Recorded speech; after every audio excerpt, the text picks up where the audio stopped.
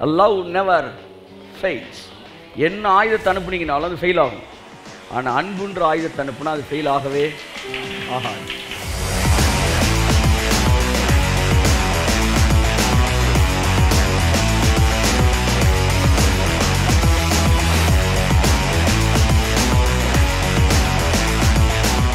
யோசேப்புன்னு ஒன்று டக்குன்னு அங்கே நல்ல நண்பர்களே சிலர் சொல்லுவாங்க, சார் இருந்தாலும் அவர் தானே சார் இவ்வளோ பிரச்சனைகள்லாம் என் வாழ்க்கையில் அனுமதிச்சார்.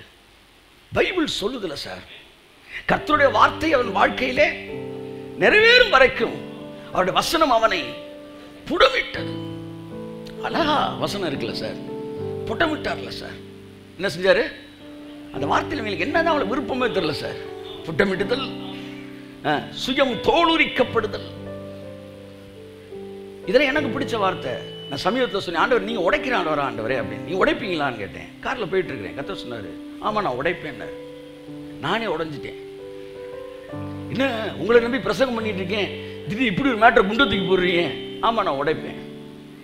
ஆனால் வியாதியை கொடுத்து உடைக்கிறவன் கிடையாது. நான் தோல்வியை கொடுத்து உடைக்கிற தேவன் நான் கிடையாது.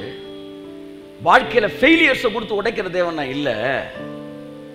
நான் எப்படி உடைப்பேன் தெரியுமா அப்படின்னு சொல்லிட்டு எனக்கு இன்சிடென்ட் சொன்னார். போன வாரம் நீ இவர்கிட்ட பேசிகிட்டு இருந்தியே, அப்போ இப்படி ஒரு வார்த்தை சொன்னாயிலே, என்ன ஆச்சு அப்படின்போது, அந்த வார்த்தையை கேட்டப்ப நான் உடைஞ்சிட்டேன் ஆண்டவரே அப்படின்னு.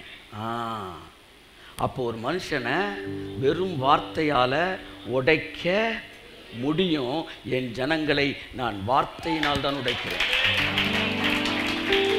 உருவாக்குவது வார்த்தையினால், சீர்படுத்துவது வார்த்தையினால், ஸ்திரப்படுத்துவது வார்த்தையினால், பலப்படுத்துவது, நிலைநிறுத்துவது. தேவனுக்கு மனிதனை உருவாக்க வியாதி அவசியம். தேவனுக்கு மனிதனுக்கு ஒன்று சொல்லித்தர வியாதி அவசியம் இல்லை.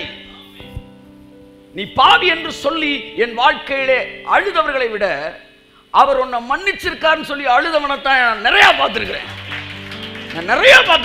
நான் தைரியமா பிரசங்கிப்பேன்.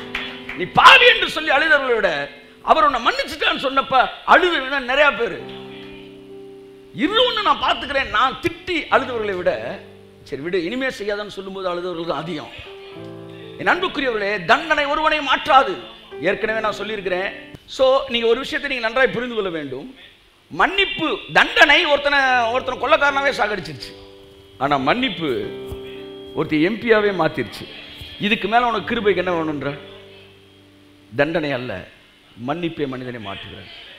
தேவனுடைய மிகப்பெரிய ஆயுதம் என்ன தெரியுமா? அன்பு. Love never fails. என்ன ஆயுதத்தை அனுப்புனீங்கனாலும் அது ஃபெயில் ஆகும். ஆனால் அன்புன்ற ஆயுதத்தை அனுப்புனா அது ஃபெயில் ஆகவே ஆகாது.